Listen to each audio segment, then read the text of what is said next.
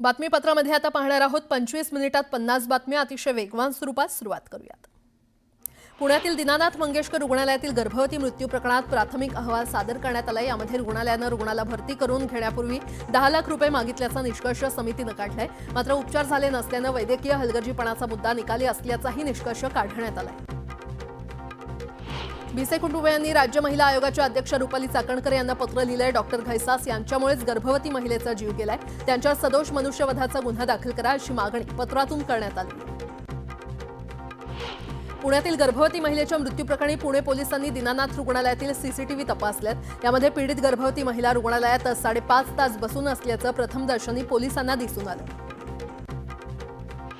रुग्णाला उपचार देण्यासाठी रुग्णालयानं टाळाटाळ केली, रुग्णाची माहिती गोपनीय असते ती रुग्णालयानं समोर आणली असा आरोप महिला आयोगाच्या अध्यक्षा रुपाली चाकणकर यांनी केलाय। एकनाथ शिंदेंच्या बालेकिल्ल्यावर भाजपनं दावा ठोकलाय। ठाणे हा भाजपचा बालेकिल्ला आहे, भाजपचे 9 आमदार आहेत असं मोठं वक्तव्य भाजप नेते संजय केळकर यांनी केलंय। नव्या राष्ट्रीय अध्यक्षांच्या निवडीसाठी भाजपची तयारी अंतिम टप्प्यात आली आहे। दिल्ली, हरियाणा आणि झारखंड वगळता उर्वरित सर्व राज्यांमध्ये प्रदेशाध्यक्षांच्या संदर्भात चर्चा पूर्ण झाली आहे। पुढील आठवड्यापासून क्रमशः प्रदेशाध्यक्षांची घोषणा करण्याचा पक्षाचा विचार आहे।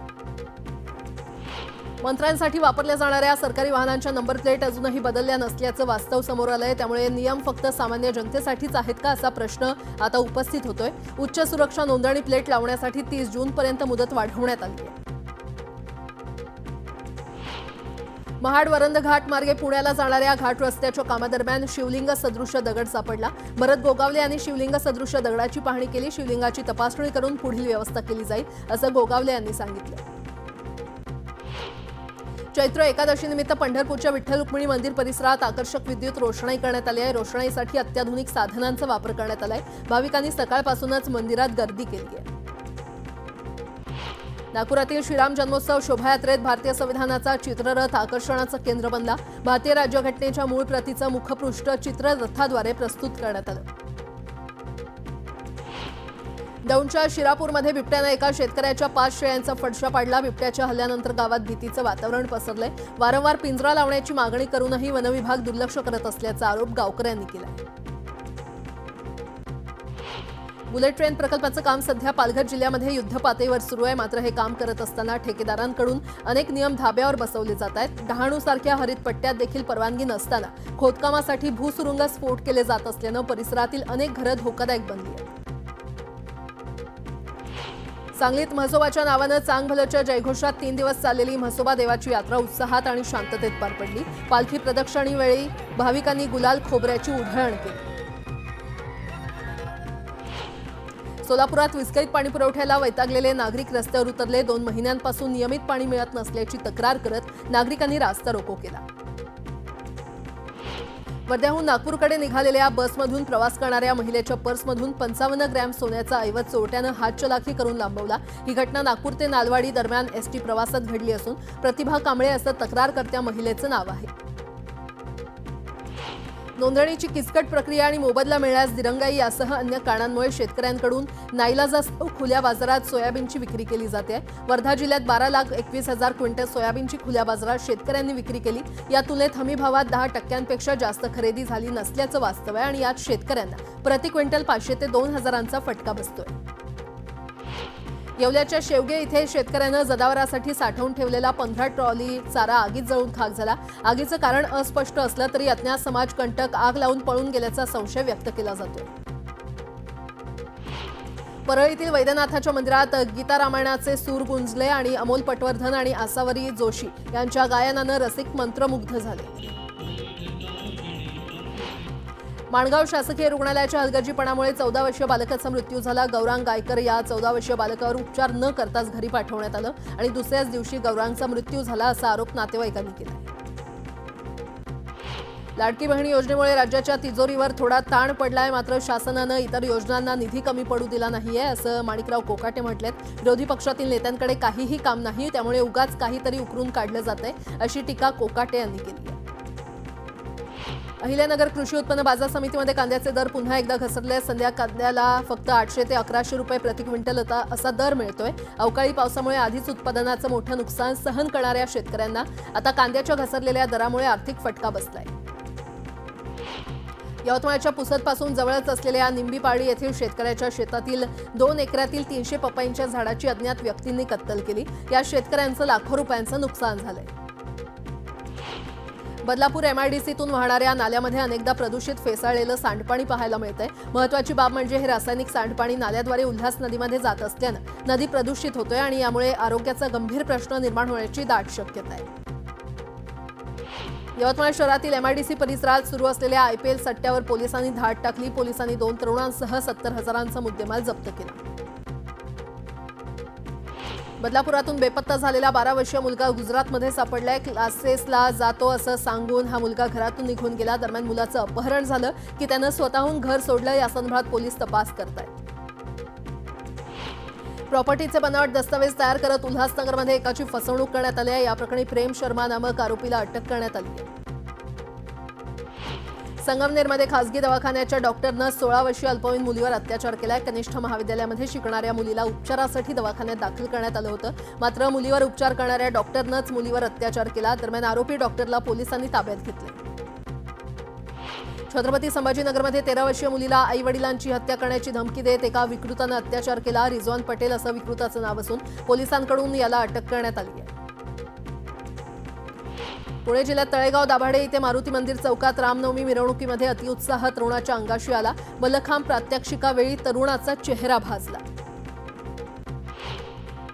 पुण्याच्या नानापेठमधील पारेखवाड्याला आग लागली। अग्निशमन दलानं तासभरात आगीवर नियंत्रण मिळवलं।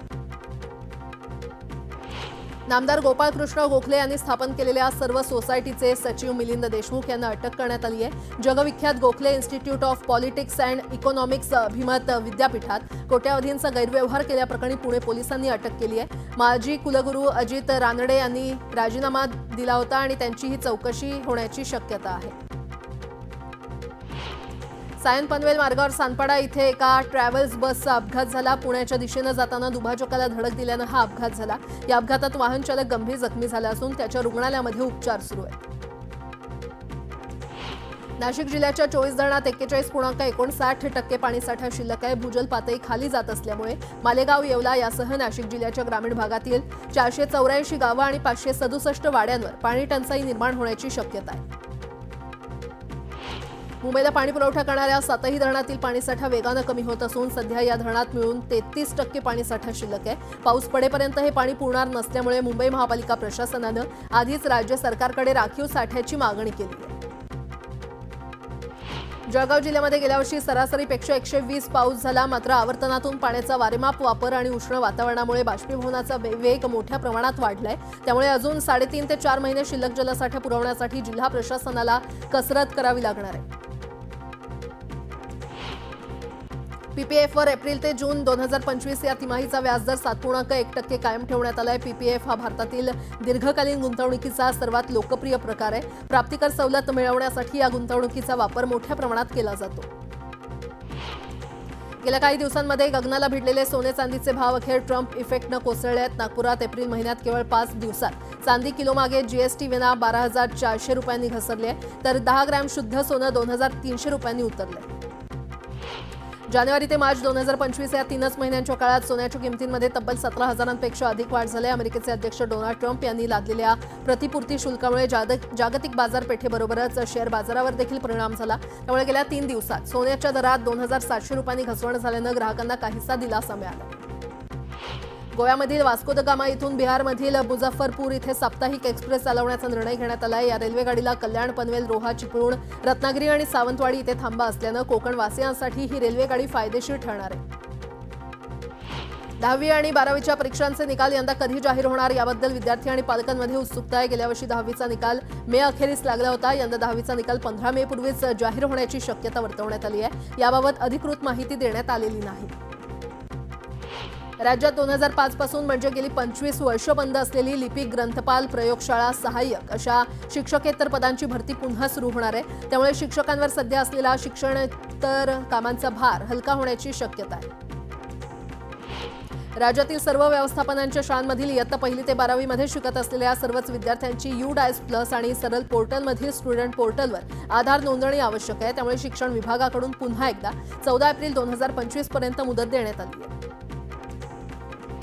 महाराष्ट्र राज्य शैक्षणिक संशोधन आणि प्रशिक्षण परिषद अर्थात विद्या प्राधिकरणानं राज्यातील 1ली ते 9वीच्या वार्षिक परीक्षा आणि पॅट परीक्षा 8 ते 25 एप्रिल या कालावधीत घ्याव्यात असं स्पष्ट केलं. यानंतर विरोध होऊन देखील परिषदेनं निर्णय न घेतल्यानं आता मंगळवारपासून शाळांना परीक्षा घ्याव्या लागणार आहेत. खासदार सुप्रिया सुळेंनी छत्रपती शिवाजीनगर येथील मेट्रो कार्यालयाला भेट दिली. सुप्रिया सुळेंनी प्रस्तावित कामाचा आढावा घेतला. मेट्रो प्रशासनाकडून सुप्रिया सुळेंनी संपूर्ण कामाची माहिती घेतली. मुंबई महापालिकेचा आर्थिक डोलारा कोसळत असून तिजोरीमध्ये पैसे नसतानाही अर्थसंकल्पात सुमारे 2 लाख कोटी रुपयांची विकास कामं जाहीर केल्यानंतर आता ती पूर्ण करण्यासाठी मुदत ठेवींमधून 16,900 कोटींचं अंतर्गत कर्ज घेण्याची नामुष्की मुंबई महापालिकेवर ओढावली आहे. मुंबई महापालिकेनं 2024-25 सालासाठी पाठवलेला अंतर्गत कर्ज प्रस्ताव राज्य सरकारच्या नगरविकास विभागानं मंजूर केला.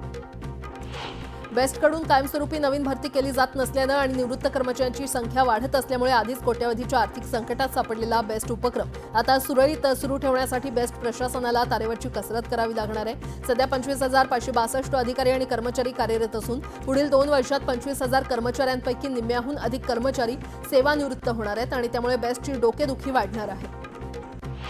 मुंबईचे डबेवाले 9 एप्रिलपासून 6 दिवसांच्या रजेवर चालले आहेत. 14 एप्रिलपर्यंत डबेवाले आपापल्या गावातील यात्रांमध्ये सहभागी होणार आहेत. 15 एप्रिलपासून ते पुन्हा मुंबईकरांच्या सेवेत हजर होतील अशी माहिती मुंबई डबेवाला असोसिएशनचे अध्यक्ष सुभाष तळेकर यांनी दिली आहे. व्हॉट्सअॅप आपल्या वापरकर्त्यांसाठी नेहमी नवनवीन फीचर आणत असतं आणि आता कंपनीनं आवाज आणि व्हिडिओ कॉल्सच्या अनुभवात आणखी सुधारणा करण्यासाठी पावलं टाकली आहेत. नवीन फीचरबाबत बीटा व्हर्जनमध्ये म्यूट बटन, व्हिडिओ कॉलमध्ये सुधारणा आणि इमोजी फीचर अशा सुधारणा आढळल्यात. पुणे शहरातील काही भागात उद्या पाणीपुरवठा बंद राहणार आहे. खडकवासला ते वाजे जलकेंद्र आणि होळकर जलकेंद्राला जाणाऱ्या रॉ वॉटर लाईन सांडपाणी वाहनीच्या कामामुळे पाणीपुरवठा विस्कळीत राहणार आहे. महापालिकेच्या एच पश्चिम विभागातील वांद्रे केबिन वांद्रे पूर्व येथील 600 इंच व्यासाची तुळशी जलवाहिनी कालबाह्य झाली आणि त्यामुळे जुनी जलवाहिनी बंद करण्याचं काम 8 एप्रिलपर्यंत हाती घेण्यात येणार आहे. त्यासाठी वांद्रे कुर्ला संकुल परिसरामध्ये 8 एप्रिलला सायंकाळी 5 ते संध्याकाळी 7:30 या कालावधीमध्ये पाणीपुरवठा खंडित केला जाणार आहे. अंधेरी रेल्वे स्टेशनच्या प्लॅटफॉर्म क्रमांक 4 आणि 5 वरील मधल्या फूट ओव्हर ब्रिजच्या दक्षिण बाजूचा जिना आजपासून 6 जूनपर्यंत बंद करण्यात येणार आहे. या पायऱ्यांची देखभाल दुरुस्ती या कालावधीमध्ये केली जाणार आहे. मेट्रो आणि रेल्वे यांच्या जोडणीमुळे अंधेरीमध्ये प्रवाशांची वर्दळ असते. पुणे विमानतळावरून प्रवास करणाऱ्यांची संख्या ही 1 कोटीच्या पुढे गेली आहे. गेल्या वर्षभरात पुणे विमानतळावरून 1,05,00,000 प्रवाशांनी प्रवास केला असून त्या तुलनेत यंदा प्रवास करणाऱ्यांची संख्या 10.66% वाढली आहे. तर गेल्या वर्षी डिसेंबरचा महिना पुणे विमानतळावरून सर्वाधिक प्रवाशांनी प्रवास केला.